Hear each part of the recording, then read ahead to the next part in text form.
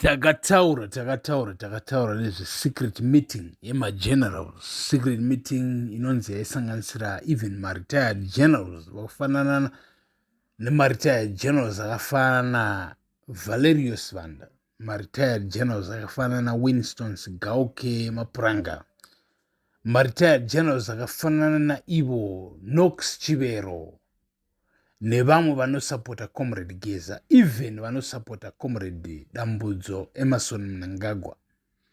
Muri yeZimbabwe, so tikuda kupai latest news right now, tikuda kuudzai zviri kuitika. These are updates, quick updates. But gonna quick updates after 13, 10 minutes, 16 minutes. In this case, around 8, 9 minutes. This is too fast. A normal Zimbabwean must listen to this, must digest this.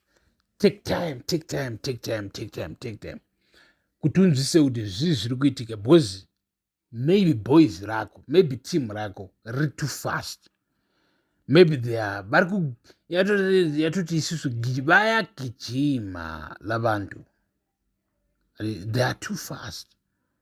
They have to catch up with the times, slow down, adjust. So muri yeZimbabwe chii chiri kuitika right now? Teda kuti tauri according to the topics ari kupisa right now. Sean Mnangagwa orambidzwa kupinda secret meeting yemagenerals. I think pano pamuzinda uva ndakazvitaura about the secret retired army generals meeting, even including the generals who are serving right now. But at the end of the day, what was agreed upon is peace. At the end of the day, what was agreed upon is unity. So teda unyazvitinzwisise muri yeZimbabweans kuti, are we on the right path? Are we on the right path? Is peace the right path? Kuti batane isusu, kuti supportane, kuti nzwisisane, kuti tipe each other patience. Because ukaona munhu achiri kutaura nechirungu ka, iwe muZimbabwean anogogara pasi oronga ndoda kuita so. MuZimbabwe mune malanguages akafanana na Shangan, malanguages akafanana na Venda, mune Tswana muZimbabwe, mune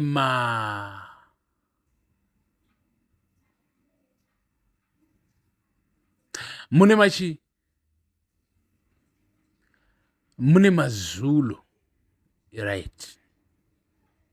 Mune Maxhosa ndo wedrendelotera nguva yese. Mune Maxhosa muZimbabwe. So iwo ukafunga nezvelanguage yako, ukafunga nezveidentity yako, and then wobva wati iwe uyu even iye we Inside Africa Network, beautiful channel, beautiful Facebook page, beautiful platforms. Vakumana, but at the end of the day, murikutaura about what? And then what the Inside Africa Network, varikutaura about unity of Africans. These guys, they talk as if they don't have glory, to celebrate themselves as maybe Shona princes, have like 1,000 Shona princesses. Tisatambopinda kumaZulu princesses, Maxhosa princesses, Matswana princesses, Shangan princesses, Venda princesses, Pedi princesses, etc, blah, blah, blah, blah, blah, blah. So vananobva, so what are you talking about? What are you presenting? Vakumana makamirira chi? Because you see, order has become the word of the day, and we support it. We support brothers and sisters who say, let's have, equal rights. Let's have unity and balance. We're like, that's okay. Like right now, my brother and my sister, ndikufana kuenda out there to collect papa for myself, which is some Nigerian food for myself. Ndrufana kuenda out to collect dog hood 45 rand stuff is 2 pieces of food yenda order.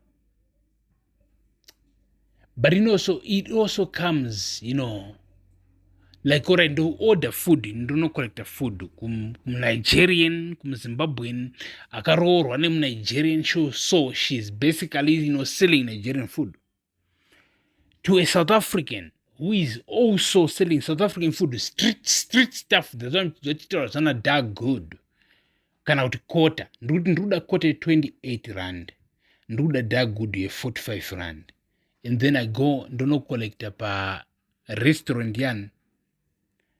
Regai mrit mabo regai so gaiti vure rinonzi iro nati vure rinonzi iro phone book kana kunzi phone book, contacts with phone numbers, my recent calls that we have made kuti wane rimwe zita riwatiri kuti isusu restaurant yandava une restaurant. I almost always call at the same time. So ndava unenge together mvesi uyu unofona nguva dzakati zvorori nguva dzakaendo dzanenge ane mari, but mpana ndava restaurant anenge ari wrong kana ifunga saizvozvo, but ndiri kushayiwa ndava in the phone book muri Zimbabwe. Regai titsvage ndava muma WhatsApp numbers kurava kuti tiri kuti isusu unoona ndava ari kushayikwa mufoni. Zvorava kuti I have another phone muri Zimbabwe, munondiziva kana muchinzwa mukomana wabudikira paFacebook channel, mukomana wazonyangadza, mukomana angani ane phone 1. Ingati chinyorwa kuti ndava, kune mwana akachinyorwa kuti ndaba, gona mwana uya kuti ndava. Iwo uri kubvumira nepi yechizulu here? Boy yechizulu ndi ndava restaurant. Ndava restaurant ndataura naye musi wa 16, nhasi musi wani hausi musi wa 16, musi wa 23 wangu 23 April. Zvorati ifoni iri wrong, so ndiri kufanira kupfeka inini leather jacket, ndiri kufanira kupfeka inini put leather jacket, but ndiri kufanira kupfeka inini a raincoat when ndibude out there to go and collect my things. Now it's 6:15, but ndabvumirana nevanhu vangu kuti 7 by 7 ndendasvika pauzokollecta. So regai timbotarisa kuti isusu pavoice recorder yava 3 seconds 8 minutes, zvorati ndadambura nguva inobvumidzwa nana ndava, nguva inobvumidzwa nana sisters vangu.